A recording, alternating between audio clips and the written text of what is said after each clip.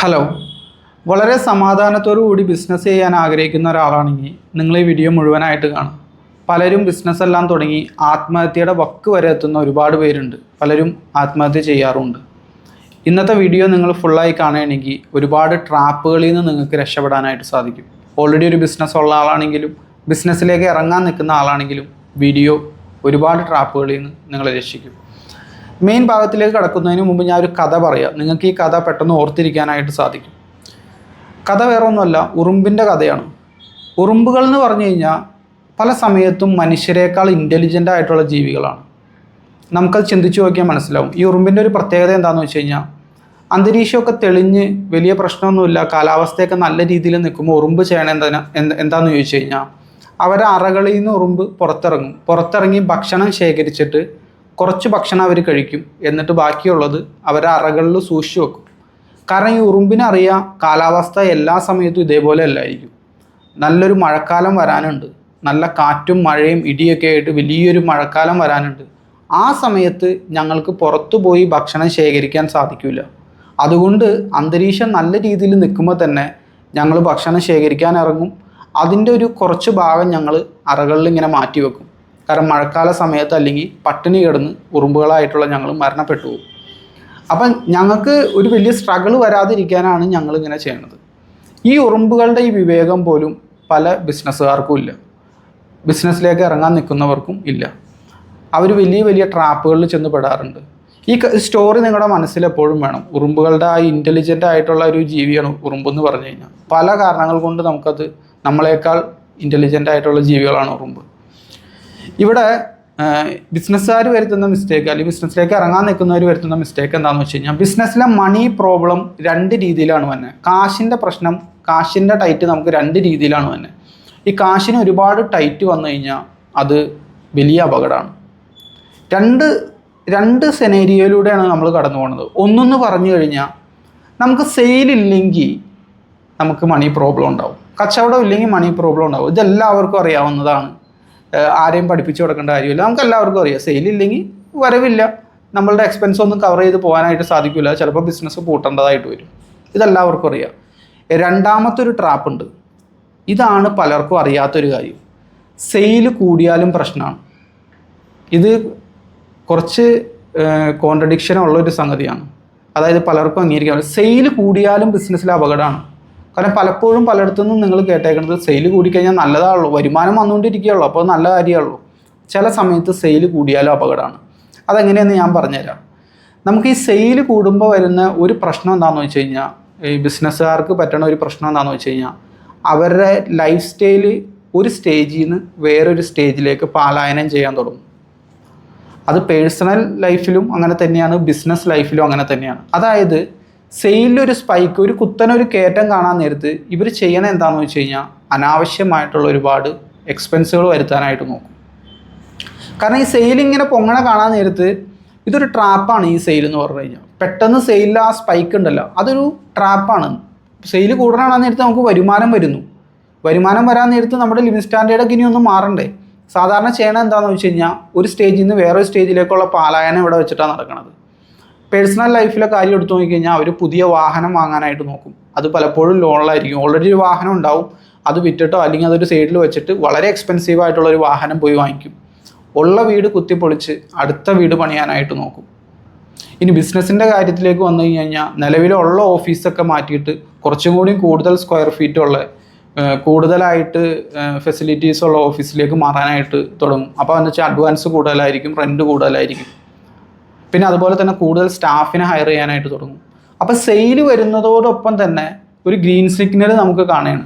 എനിക്കിനി ഈ സെയിൽ എന്നെന്നും ഉണ്ടാകും എന്നുള്ളൊരു തോന്നൽ വരും. നമുക്ക് ചിലപ്പോഴൊക്കെ അത് മനസ്സിലാവും, അങ്ങനെ എന്നൊന്നും കിട്ടില്ല. പക്ഷേ ഇൻകം ഇങ്ങനെ വന്നുകൊണ്ടിരിക്കാൻ നേരത്ത് പലർക്കും കൺട്രോൾ ചെയ്യാൻ പറ്റില്ല. ഈ ഒരു സ്റ്റേജിൽ വെച്ചിട്ടാണ് ഈ പാലായനം നടക്കുന്നത്. ഈ പാലായനം അപകടമാണ്. നമ്മളുടെ ഒരു സ്റ്റേജിൽ നിന്നുള്ള വേറൊരു സ്റ്റേജിലേക്കുള്ള, അത് പേഴ്സണലിലാണെങ്കിലും ബിസിനസ്സിലാണെങ്കിലും. ഇവിടെ സംഭവിക്കുന്നത് എന്താണെന്ന് വെച്ച് കഴിഞ്ഞാൽ, സെയിൽ ഇങ്ങനെ പൊങ്ങിക്കൊണ്ടിരിക്കുകയാണ്, നമ്മൾ വളരെ ഹാപ്പിയാണ്. ഈ സെയിൽ പൊങ്ങണതിൻ്റെ ഒപ്പം തന്നെ പൊങ്ങണ വേറൊരു സംഗതിയുണ്ട്, എക്സ്പെൻസ്. ഇതിൻ്റെ കൂടെ തന്നെ എക്സ്പെൻസും ഇങ്ങനെ പൊങ്ങി വരികയാണ്. ഒരു പോയിന്റിൽ വെച്ചിട്ട് ഞാൻ നേരത്തെ ഉറുമ്പിൻ്റെ കഥ പറഞ്ഞല്ലോ, മഴക്കാലം വരാനുണ്ടെന്നും അതിക്ക് മുമ്പ് നമ്മൾ അറകളിൽ ഭക്ഷണം ശേഖരിച്ച് വെക്കണം. ഇവിടെ വെച്ചിട്ടാണ് ബിസിനസ്സിൽ ആ മഴക്കാലം വന്നത്. ആ ബിസിനസ്സിൽ ആ സെയിൽ ഇടിയാൻ തുടങ്ങും. പക്ഷേ സെയിൽ ഇടിയുന്നതിന് ആനുപാതികമായിട്ട് എക്സ്പെൻസ് കുറയൂല. എക്സ്പെൻസ് അങ്ങനെ തന്നെ നിൽക്കുക. കാരണം നിങ്ങൾക്ക് സെയിലുണ്ടോ ഇല്ലയെന്നുള്ളത് ബാങ്കുകാർക്ക് അറിയേണ്ട ആവശ്യമില്ല. കാരണം നിങ്ങൾ ലോണിലാണ് വാഹനം എടുത്തേക്കുന്നത്, വീട് സ്ഥലം വെച്ചിട്ടായിരിക്കും ചിലപ്പോൾ പുതിയ വീട്, കുറച്ചും വലിയ സ്ക്വയർ ഫീറ്റൊക്കെ ഉള്ള വീട് പണിയാൻ നിൽക്കുന്നത്. അപ്പോൾ സെയിൽ ഇടിഞ്ഞു എന്ന് കരുതി ബാങ്കുകാർ നിങ്ങളുടെ പലിശയും ഇതൊക്കെ കുറയ്ക്കുമോ? അത് കുറയ്ക്കില്ല. കടം കുറക്കാനുള്ളവർ അത് കുറയ്ക്കില്ല. കാരണം ഈ സെയിൽ ഇങ്ങനെ പൊങ്ങിക്കൊണ്ടിരിക്കുകയാണെങ്കിൽ ഓക്കെ. ഇത് ആ മഴക്കാലം വന്നേക്കാണ്, അൺഎക്സ്പെക്റ്റഡ് ആയിട്ട് ആ മഴക്കാലം വന്നേക്കാണ് നമ്മളുടെ ബിസിനസ്സിലേക്ക്. പക്ഷേ നമ്മൾ ഭക്ഷണം ശേഖരിച്ച് വെച്ചിട്ടില്ല, എല്ലാം എടുത്ത് നമ്മൾ ചിലവാക്കിയൊക്കെയാണ്. അപ്പോൾ ഈ സെയിൽ ഇടിഞ്ഞു എന്ന് കരുതി എക്സ്പെൻസും അതിൻ്റെ പുറകെ കുറയണില്ല. എക്സ്പെൻസ് അതേപോലെ തന്നെ സ്റ്റേബിളായിട്ട് നിൽക്കും. ഇതാണ് അപകടം. നമുക്ക് വരവ് കുറഞ്ഞു, ഇനി ഇവിടെ എന്താ സംഭവിക്കാൻ പോകണമെന്ന് അറിയോ? പലപ്പോഴും കോസ്റ്റ് പെട്ടെന്ന് കട്ട് ചെയ്യണതിന് പകരം ആ എക്സ്പെൻസ് എങ്ങനെയെങ്കിലും കുറയ്ക്കുന്നതിന് പകരം ഇവിടെ നമ്മൾ ചെയ്യണത് എന്താണെന്ന് വെച്ച് കഴിഞ്ഞാൽ ആ എക്സ്പെൻസുകളൊക്കെ അങ്ങനെ തന്നെ നിർത്തിയിട്ട്, ഇപ്പോൾ പെട്ടെന്ന് തന്നെ ഓഫീസെല്ലാം മാറാൻ നമുക്ക് പറ്റില്ല. എംപ്ലോയീസിനെ പെട്ടെന്ന് ഹയർ ചെയ്തിട്ടുണ്ടെങ്കിൽ അവരെ പെട്ടെന്ന് അങ്ങനെ പിരിച്ചുവിടാനായിട്ട് സാധിക്കില്ല. അതിന് കുറച്ച് ടൈമെല്ലാം എടുക്കും. അപ്പോൾ ഇവിടെ സാധാരണ ചെയ്യണത് എന്താണെന്ന് വെച്ച് കഴിഞ്ഞാൽ നമ്മൾ കൂടുതൽ കടം എടുക്കാനായിട്ട് തുടങ്ങും. അപ്പോൾ ഒരു കുഴിയിൽ നിന്ന് വേറെ കുഴിയിലേക്ക് നമ്മൾ വലിയ ആഴത്തിലുള്ള കുഴിയിലേക്ക് ചാടിക്കൊണ്ടിരിക്കുകയാണ്. ഒരു സ്ഥലത്തുനിന്ന് കടം വാങ്ങിച്ച് ഇവരുടെ പേയ്മെൻറ്റ് കൊടുക്കും, വേറൊരു സ്ഥലത്തുനിന്ന് വാങ്ങിച്ച് മറ്റവരുടെ പേയ്മെൻറ്റ് കൊടുക്കും, രാജേഷിൻ്റെ അടുത്തുനിന്ന് വാങ്ങിച്ച് രമേശിന് കൊടുക്കും, അഫ്സലിൻ്റെ അടുത്തുനിന്ന് വാങ്ങിച്ച് വേറെ ഒരാൾക്ക് കൊടുക്കും. അങ്ങനെ അവിടുന്ന് ഇവിടുന്ന് വാങ്ങിച്ച് ഇങ്ങനെ കൊടുക്കാൻ കടം കൂടി വരും. ഇതോടൊപ്പം തന്നെ ഈ ചിലവുകളെല്ലാം കവർ ചെയ്ത് പോകുന്ന രീതിയിലുള്ള സെയിൽ പെട്ടെന്ന് നമുക്ക് ജനറേറ്റ് ചെയ്യാൻ സാധിച്ചോളണമെന്നില്ല. എന്നാൽ ഇതേ സമയം ആ ഉറുമ്പുകൾ ചെയ്ത പോലെ കുറച്ച് സെക്യൂരിറ്റി ഡെപ്പോസിറ്റ് നമ്മുടെ അടുത്ത് ഉണ്ടായിരുന്നെങ്കിൽ, ആ സെക്യൂരിറ്റി ഡെപ്പോസിറ്റ് നമ്മൾ എടുത്ത് ആർഭാടത്തിന് ഉപയോഗിക്കാതെ ഒരു മഴക്കാലം വരാനുണ്ടെന്നും ആ മഴക്കാലത്തെ പ്രതീക്ഷിച്ച് അറകളിൽ കുറച്ച് ശേഖരിച്ച് വെച്ചേർന്നെങ്കിൽ നമുക്ക് ഈ ടൈമിൽ സർവൈവ് ചെയ്ത് പോകാനായിട്ട് സാധിച്ചേനെ. ഈ ഒരു പാടാണ് ഉറുമ്പുകളിൽ നിന്ന് നമ്മൾ പഠിക്കേണ്ടത്. സെയിൽ കൂടിയാലും അപകടമാണ്. കാരണം ആ ഇനീഷ്യലി പെട്ടെന്നുണ്ടായ ആ സ്പൈക്കാണ് നമ്മളുടെ ബ്രെയിനിനെ ട്രിക്ക് ചെയ്തത്. നമ്മളെ ബ്രെയിനിനെ ട്രിക്ക് ചെയ്തുകൊണ്ട് നമ്മൾ വേറൊരു സ്റ്റേജിലേക്ക് കടക്കാറായി എന്നുള്ളൊരു തോന്നൽ നമുക്കുണ്ടാക്കി. അപ്പം തന്നെ നിങ്ങളുടെ പേഴ്സണൽ ലൈഫ് സ്റ്റൈൽ മാറുന്നു, ബിസിനസ്സിലെ ലൈഫ് സ്റ്റൈൽ മാറുന്നു, ഒരുപാട് എക്സ്പെൻസുകൾ വരുന്നു. ഈ എക്സ്പെൻസുകളെല്ലാം നിങ്ങൾ കണക്ക് കൂട്ടാൻ നേരത്ത് കവർ ചെയ്ത് പോകും. ഏത് പോയിന്റ് വരെ? ആ സെയിൽ അങ്ങനെ കോൺസ്റ്റൻ്റ് ആയിട്ട് ഇങ്ങനെ കിട്ടണ പോയിന്റ് വരെ. പെട്ടെന്ന് ഏതെങ്കിലും ഒരു ക്ലയൻറ്റ് പിൻവലിഞ്ഞു, ആ ക്ലയൻറ്റിൽ നിന്നാണ് നിങ്ങൾക്കൊരു 50% നിങ്ങളുടെ റവന്യൂ ഈ ക്ലയൻറ്റിൽ നിന്നാണ് വരുന്നത്. അല്ലെങ്കിൽ എന്തെങ്കിലും ഒരു പ്രതിസന്ധി നിങ്ങളുടെ ബിസിനസ്സിൽ വന്നു, ഒരു മാസം പോലും സെയിലില്ലാതെ പോകാനായിട്ട് പറ്റൂല. ചെക്ക് ടു ചെക്ക് എന്ന് സായിപ്പന്മാർ പറയും. ഒരു ചെക്കിൽ നിന്ന് വേറൊരു ചെക്കിലേക്കാണ് നമ്മളിങ്ങനെ യാത്ര ചെയ്തുകൊണ്ടിരിക്കുന്നത്. ആ ചെക്ക് എവിടെയെങ്കിലും സ്റ്റോപ്പായി കഴിഞ്ഞ് കഴിഞ്ഞാൽ, ആ വരവ് എവിടെയെങ്കിലും സ്റ്റോപ്പായി കഴിഞ്ഞ് കഴിഞ്ഞാൽ അതോടുകൂടി പരിപാടി കഴിയും. ഒരു മാസം പോലും സർവൈവ് ചെയ്യാൻ പറ്റാത്ത രീതിയിൽ നമ്മൾ ഡൗൺ ആയി പോകും.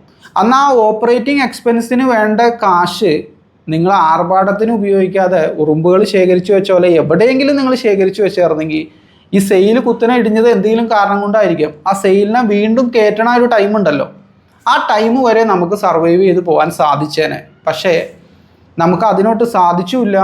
ഇനി ആ സർവൈവലിന് വേണ്ടിയിട്ട് സാധാരണ ചെയ്യണം എന്താണെന്ന് വെച്ച് കഴിഞ്ഞാൽ കൂടുതൽ ലോണുകളും കാര്യങ്ങളും കടവും എല്ലാം നമ്മൾ വാങ്ങിക്കും. ഈ പോയിന്റിൽ വെച്ചിട്ടാണ് പിന്നെയും സെയിൽ ഇടിയാൻ തുടങ്ങുന്നത്. ഇങ്ങനെ വരുമ്പോഴാണ് അവർക്ക് ആകെ കൺട്രോൾ പോണതും ആത്മഹത്യയിലേക്കൊക്കെ എത്തുന്നതും ഈ ഒരു സ്റ്റേജിൽ വെച്ചിട്ടാണ്. അപ്പോൾ നിങ്ങൾ ബിസിനസ്സിലേക്ക് ഇറങ്ങാൻ നിൽക്കുന്ന ഒരാളാണെങ്കിലും ഓൾറെഡി ഇറങ്ങിയിട്ടുള്ള ആളാണെങ്കിലും ശ്രദ്ധിക്കേണ്ട കാര്യം എന്താണെന്ന് വെച്ച് കഴിഞ്ഞാൽ, ഉറുമ്പുകൾ ചിന്തിക്കണ പോലെ ചിന്തിക്കുക. ഇപ്പോൾ അന്തരീക്ഷമൊക്കെ നല്ല രീതിയിൽ നിൽക്കുന്നുണ്ടെങ്കിൽ ഓർത്തോ, ഒരു മഴക്കാലം വരാനുണ്ടെന്നും ആ മഴക്കാലത്ത് സർവൈവ് ചെയ്യണമെങ്കിൽ നിങ്ങളുടെ പേഴ്സണൽ ലൈഫ് സ്റ്റൈലും ബിസിനസ്സിലെ ലൈഫ് സ്റ്റൈലും ഒരു സ്റ്റേജിൽ നിന്ന് പെട്ടെന്ന് തന്നെ വേറൊരു സ്റ്റേജിലേക്ക് പലായനം ചെയ്യരുത്. അങ്ങനെ ചെയ്തു കഴിഞ്ഞു കഴിഞ്ഞാൽ ഈ സെയിലിൻ്റെ ഒപ്പം തന്നെ എക്സ്പെൻസുകളും കൂടും. പക്ഷേ സെയിൽ ഇടിഞ്ഞു കഴിഞ്ഞാൽ അതിനനുസരിച്ച് എക്സ്പെൻസ് കുറയൂല. അത് അവിടെ തന്നെ ഇങ്ങനെ കോൺസ്റ്റൻ്റ് ആയിട്ട് നിൽക്കും. ആ സാധനം നിങ്ങളെ കൊല്ലും. അപ്പം ഇത് പ്രത്യേകമായിട്ട് ശ്രദ്ധിക്കുക. ഞാൻ അതുകൊണ്ടാണ് തുടക്കം തന്നെ ഈ സ്റ്റോറി പറഞ്ഞത്. ഈ സ്റ്റോറി പെട്ടെന്ന് ഓർത്തിരിക്കുക.